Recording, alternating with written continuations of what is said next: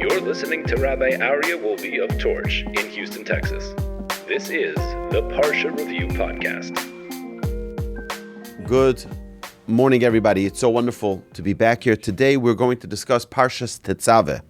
Tetzaveh is this week's Torah portion, and it is packed with a lot of incredible details about the vestments, the garments of the Kohen, the high priest.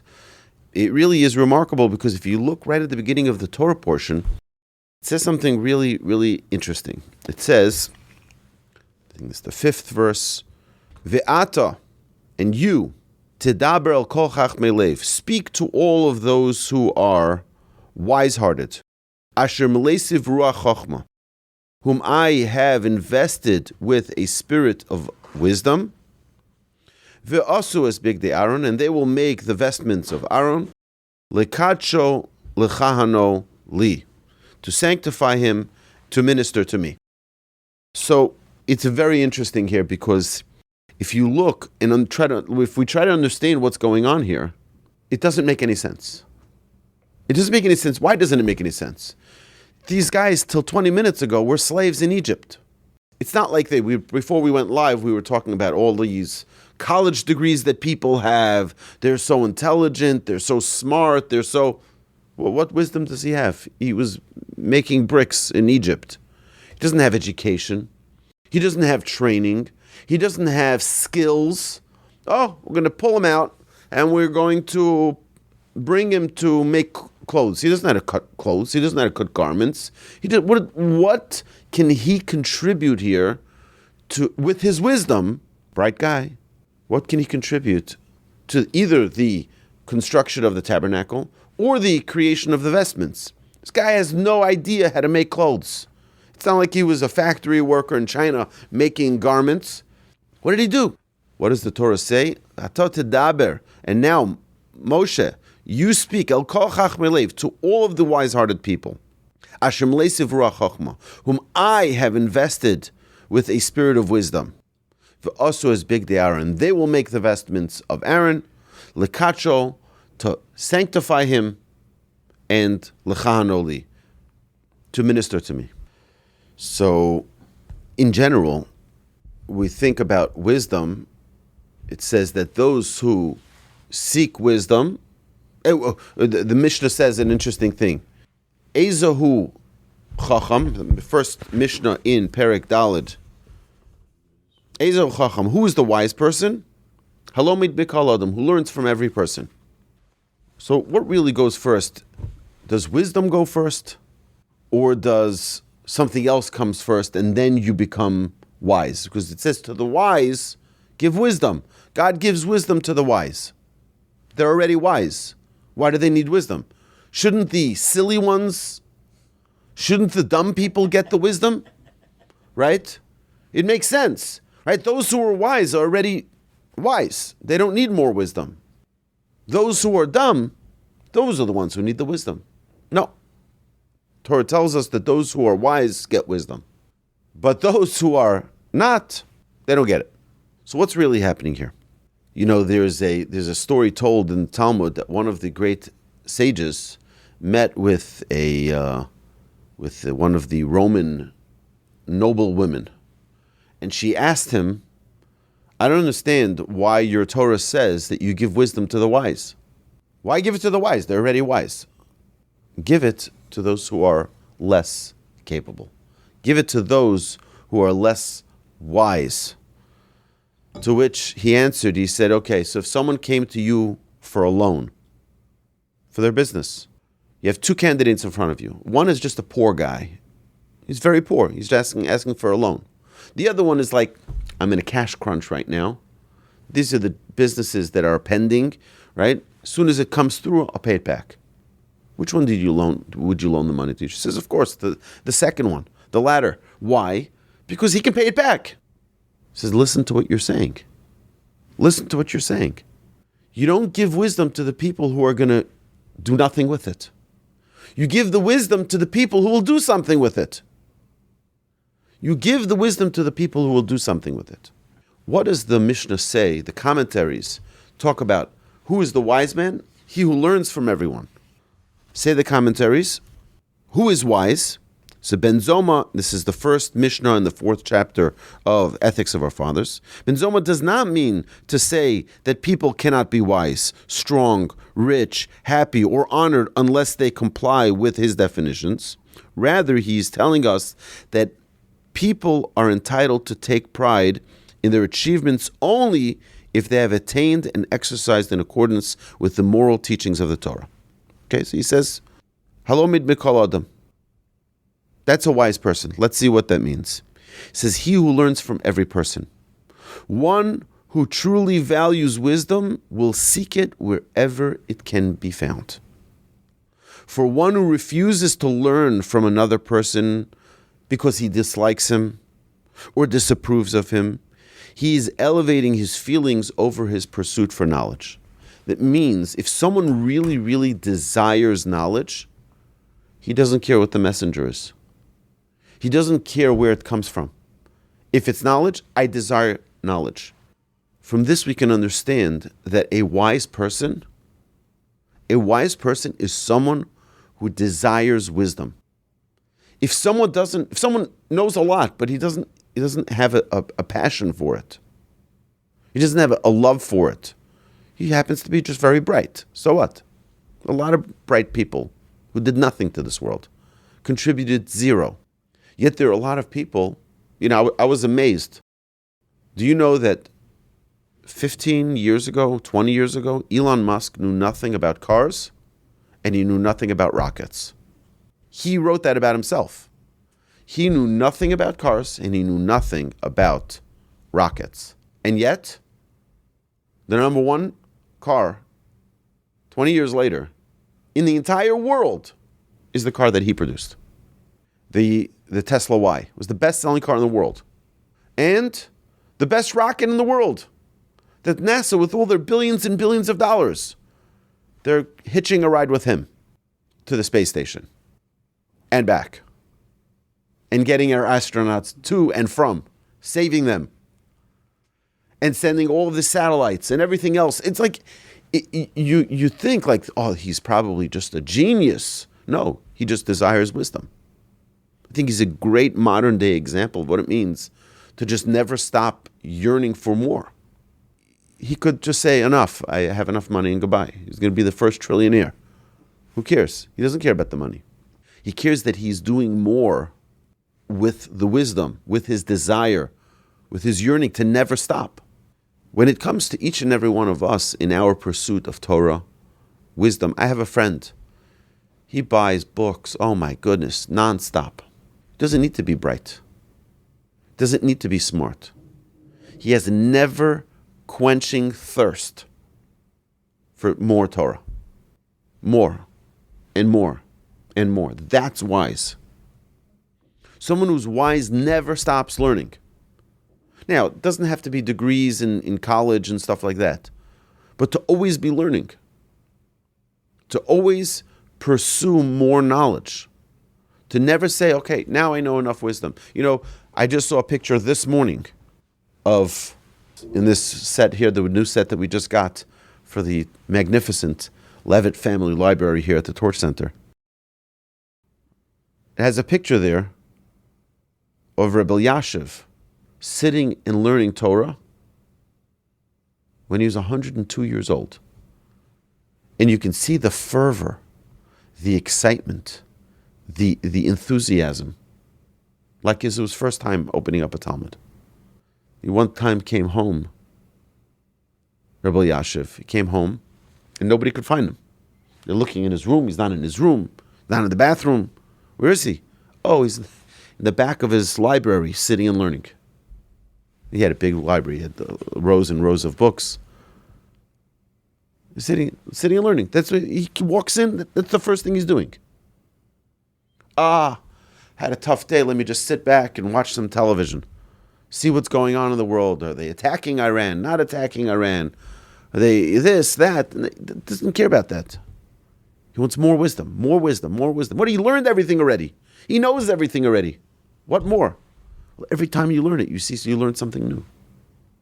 Every time you review it, you refresh, you understand it better. It's like we learned in the Talmud just recently. Someone who learned something 100 times and someone who learned something 101 times is totally different. Completely different. I've mentioned this story a number of times of Reb Moshe Feinstein called his nephew and told him that he gets a mazel tov. He gets a mazel tov. Why? What's the mazel tov? He says, I get a mazel tov because I finished Talmud 4 times. He says, how's that possible? 15 years ago, you called me and told me that you finished it. You finished the whole Talmud 101 times. How's it possible you finished the 4th time? He says, yeah, it's my 4th time finishing the entire Talmud 101 times. Right? Never ending, never stopping. He finished the entire Talmud of Shabbos, the whole tractate of Shabbat, every Shabbat. 150 some odd pages of Talmud. And not easy Talmud, tractate Shabbat. Every single Shabbat. Why? Because he couldn't stop learning for a minute. If you desire something, you want it, you go crazy about it. I can't. It's like someone who wants money. Everything they talk about. I remember I once met a guy. He says, he's walking back and forth, pacing back and forth. I said, good morning, how are you? He said, money? Money? Did you say money? I said, no, good morning. He's like, money. That's it he could think about. So everything he wants to do is make money. But someone who wants wisdom, that's a person who's going to get wisdom. Someone who loves wisdom. Someone who desires wisdom. So what's Hashem referring to here in this verse? It's very clear. You see, if you take someone who desires wisdom and put them into a factory, in 5 minutes they'll know how to stitch, they'll know how to sew, they'll know. But it's not only that. They want to be close to God. They want to understand what do these vestments represent. So it's not about learning new skills. You ask most people out there, they'll tell you they learn more one day on the job than they did in 4 years in schooling. I've asked hundreds of students that. Where did you learn more? They just finished college. They got their first job. They said, lawyers. They learned a lot of law in school. But when they're actually an assistant to a lawyer and they see what goes on in the courtroom, they see what goes on just in actual life, everything else is theory. People who are becoming doctors, they go to residency, they actually take care of patients, they actually are reading and dealing with reports, they learn a lot more than they do with all the books. It's an amazing thing how if someone desires, and this is just another important thing that we have, this whole thing of people being ADHD in our generation. I'm very familiar with that. It takes one to know one. But when there is a desire to learn something, nothing stands in the way. When there's a true desire, I've seen it with myself. When I'm all in, focused on it, nothing. It's locked in like cement, locked in, and you get it. You get it the first time. Okay, when a person's not in the frame of mind of learning, when a person's not focused, when they're not desiring because it's not important to them. So where do we get this from? This is where our Torah teaches us how we raise children. The Torah teaches us to raise our children. The first words they speak should be Torah Tziva Lanu Moshe. The first words. He's just able to start saying Mama, Abba, Abba, right? He's starting to say words. Torah Tziva Lanu Moshe. The Torah was commanded to us through Moshe. Why? Give them a desire to learn. Infuse them with a want for wisdom from a young age. That's why it's important when there's an age called the why age. Children, when they get to like 2, 3, 4 years old, they start asking why about everything. See, that's the sun. Why? The moon. Why? It's time to go to sleep. Why? They ask why about everything. And sometimes parents get frustrated. Can you stop asking why about everything? Just do it. No. Don't limit their curiosity. They're asking and trying to understand the world now. They're trying to understand how things happen. I think one of the biggest challenges we have today with all of these deliveries from Amazon, from Walmart, you have Walmart Plus, they deliver your groceries straight to the door. There's a couple of big problems with it. It's because children don't understand how things come about anymore. They think that, a bottle of juice just comes from the front door.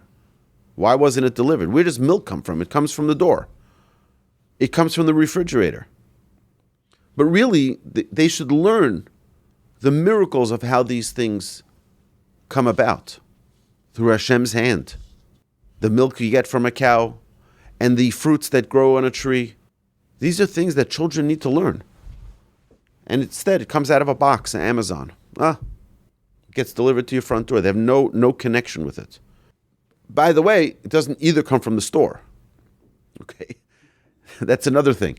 But another side thing that we lose out by having these deliveries. Don't get me wrong. It's a phenomenal luxury that we have in this generation. You don't have to schlep out. Someone will schlep out for you. Is we don't get to see the variety of Hashem's beautiful creations. I'm not talking about only the human beings who are shopping alongside you when you're picking out your fruits and vegetables. I'm talking about the actual produce, the fruits and the vegetables, to see the magnificent colors, the grandeur of Hashem. The beauty, it's unbelievable. It's so magnificent. We can feel an incredible amount of love by looking and appreciating the gifts from Hashem. I remember, and this is many, many years before Apple computers, many more years before Apple iPhones, one of the great rabbis in New York, Rabbi Avigdor Miller, used to talk about the apple, the fruit, the apple.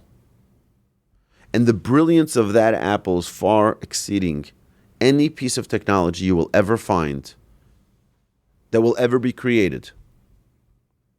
Do you know what's in that apple? Millions of apples are in that apple. Millions. You know why? Because in it are the seeds for the next generation of apples. And the next trees that produce fruit that will produce more trees. This little beautiful apple. To realize that those seeds are all of the future of all the apples in the world. It has the ability in this one apple to be the future. This is it, in one little apple. And you look at how beautiful it stands. You look at the different shades and the different colors. The nutrients that it provides for our body. It's a miracle. And then what we look at, we don't have time for it because we're busy on our Apple devices. We don't have time to realize. Imagine if you put your Apple phone into the ground and 3 weeks later buds start growing and you have new Apple devices. Wait, that's the amazing thing. You put an apple, to us it seems like, yeah, that's the way nature works. There's no such thing as nature. One of the things we learned previously when we discussed the Hodu in our morning prayer, remember his wonders that he performed, his marvels, and the judgments he decreed. Our sages tell us, you know what that means? Remember Hashem's wonders that he performed way back in creation.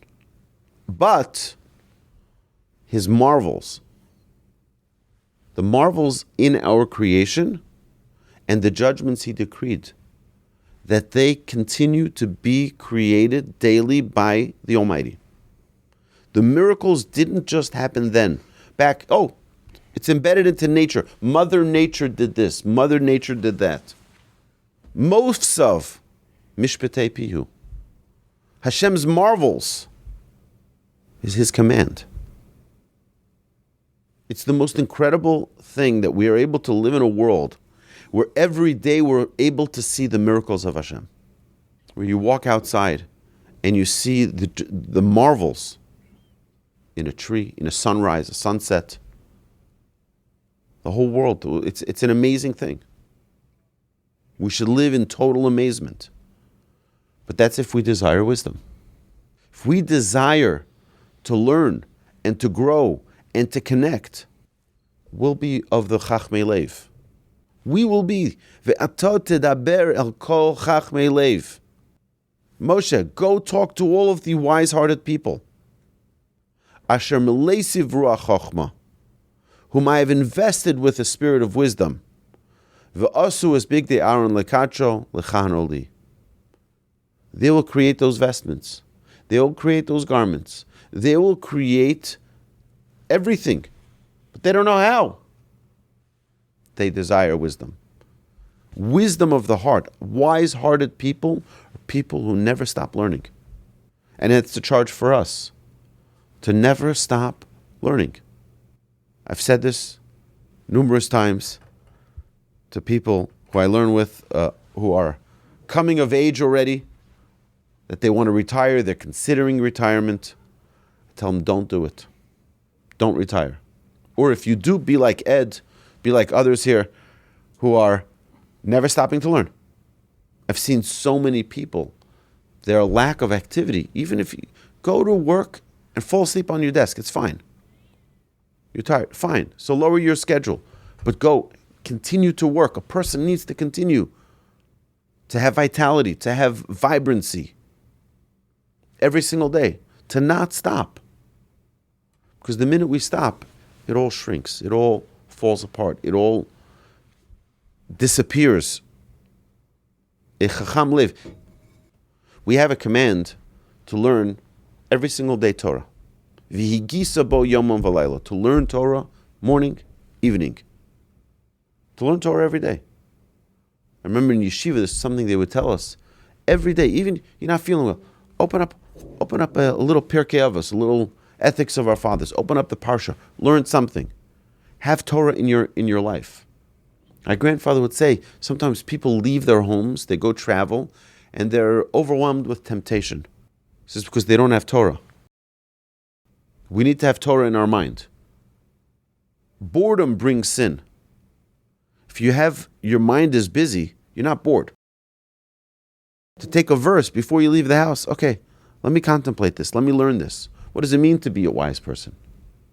To always be thinking, to always be challenging our mind more. It's such an important thing for us to learn. The real wisdom is the desire to have wisdom.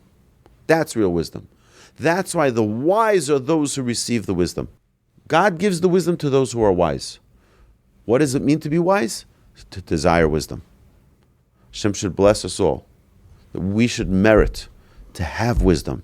We should merit to always seek wisdom. Everywhere we can get it.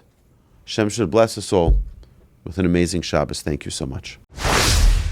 The first thing in our Amidah that we ask for is wisdom. You give man intelligence.